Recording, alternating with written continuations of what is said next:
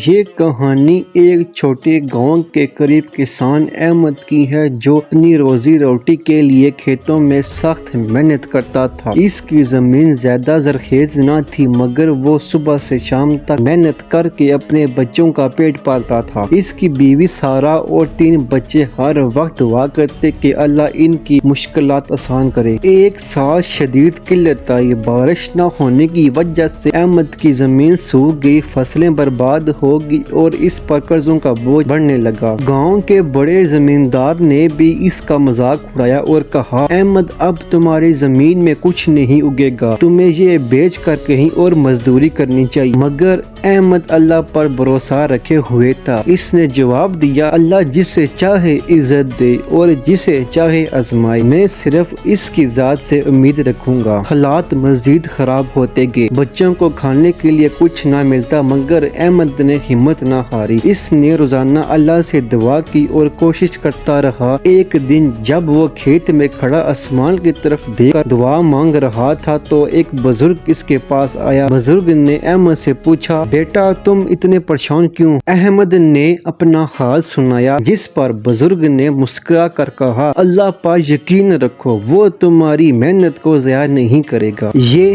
کہہ کر بزرگ نے ایک چھوٹا سا بیج احمد کو دیا اور کہا، اس سے اپنی زمین میں بو دو اور صبر سے انتظار کرو۔ احمد نے بیج کو زمین میں بو دیا اور روزانہ دعا کرتا رہا۔ کچھ دنوں بعد گاؤں میں بارش ہوگی، احمد کی زمین سبز ہونے لگی، مگر جو چیز سب سے حیران کن تھی وہ یہ تھی کہ جہاں اس نے بزرگ کا دیا ہوا بیج بویا تھا وہاں ایک بہت ہی خاص قسم کا درخت اگایا۔ یہ درخت نہ صرف سایہ دار تھا بلکہ اس پر ایسے میٹھے پھل لگے جو پورے گاؤں میں کسی کے پاس نہیں تھے۔ جب گاؤں کے لوگوں نے یہ دیکھا تو حیران ہو گئے۔ کچھ دنوں بعد قریبی شہر کے ایک تاجر نے احمد کے پاس آ کر کہا، یہ پھل بہت نایاب ہے، میں تم سے اچھے داموں میں خریدوں گا۔ احمد کو اللہ کا کرم محسوس ہوا۔ جلد ہی اس کے کھیت بڑا زرخیز ہو گئے اور وہ قرض بھی اتارنے کے قابل ہو گیا۔ چند ہی سالوں میں احمد کا شمار گاؤں کے کامیاب کسانوں میں ہونے لگا۔ اس نے دوسروں کی مدد کرنا شروع کر دی اور جو لوگ بھی